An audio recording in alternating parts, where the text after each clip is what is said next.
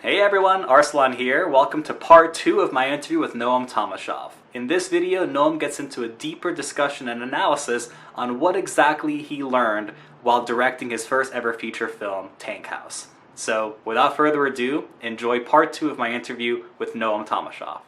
I'm very fascinated to hear you talk about, more specifically, the skills of the directing, because, you know, to catch anybody listening or watching up, I'm in your movie. You generously, offered doing your role, a very small part, but more so than just the acting opportunity, it gave me the opportunity to really appreciate and see a peer running a full professional feature set. And my experience of that was, arriving for a scene. Yeah. And it was a day. It was a day. And 2 days. It was exactly. But me as an actor who's a small part, I'm coming in and I walk into this warehouse. Someone has a clipboard. They're bringing me in, and I'm sort of seeing all the different. I see the hierarchy sort of unfold in front of me. Right. There's the PAs who have the clipboard who take me to this place, and the waiting area, and then the assistant, the line producer, comes in and does these things. So I'm seeing all of these. I see the other actors. I see, there's makeup and there's hair and there's costumes and there's all this setup of a major operation happening. And all the while I'm thinking, where's Noam? Mm-hmm. Where's the director? It wasn't until long after the actors were ready and the makeup was already done and the hair was done and we were doing touch-ups, so we were all just sort of waiting in the area. Only then did your friend, the Arlen, the DP, come in, and then the producers came in, and then here comes Noam. And so I'd love to learn more about what is going on in your head at that moment while I, the actor, am having that experience. You are obviously so much is going on. Specifically, what were the skills that you summoned or had to sort of learn or acquire? Learn, and you can't do it. I mean, you learn by doing. And this was obviously a huge production relative to anything I'd done before. And to be perfectly clear, everyone, there were times when, as the director, everyone's there to support your vision. Everyone's there for you.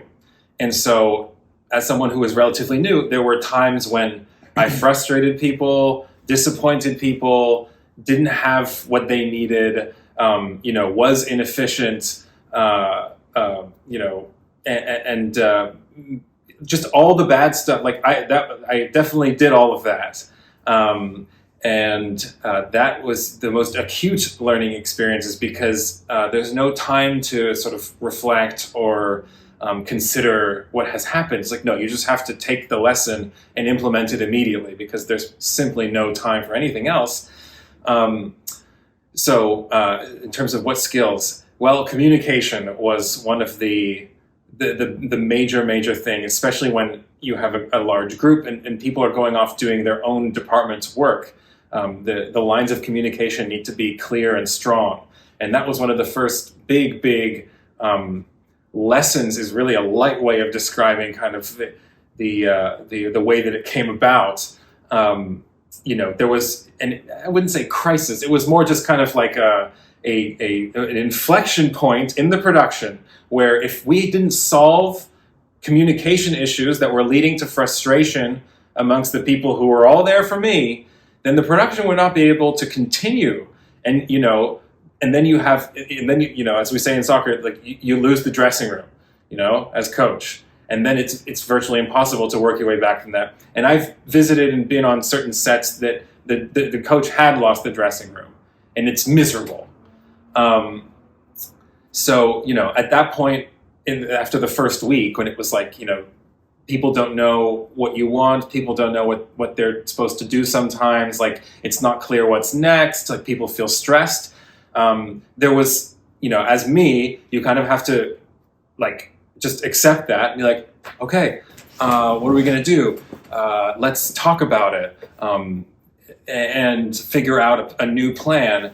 And luckily, there were some more experienced people there together we were able to put together a system where just without really going into like boring stuff. It was just a more detailed and streamlined way of organizing the order of the day that could be easily understood by everyone, and that would also be made 2 days in advance. So people had more of a run-up to know what each day was going to entail and the timing of everything. And once we did that, things started to move a lot smoother. Of course, there are hiccups and sort of issues and other inflection points along the way, but the communication was the big thing, because you as a director, you have the whole thing in your head, and if you can't translate that and disseminate it to everybody, then you lead to this sort of frustration, lack of clarity, confusion, and all the bad stuff.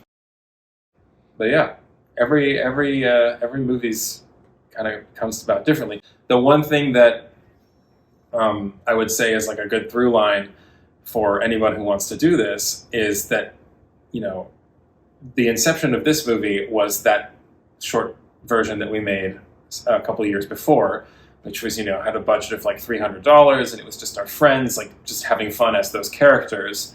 And if we hadn't made that, and if we hadn't decided to submit it to this festival, and if we hadn't screened it there and gone there ourselves and met the producer who knew the guy who wanted a story that could take place in Fargo, and ours could, and just get that whole process rolling, none of this would have happened. So the real lesson there is, make your stuff and put it out there, and you will have a greater than zero chance of something coming of it. Greater than zero is a great term. Because if you don't do it, it's zero. Yeah. And then it becomes non-zero if you do it. Hey everyone, Arslan here. That concludes my interview with my friend Noam Tomaschoff. Don't forget to subscribe, hit the bell notification so that you cannot miss another interview on the channel.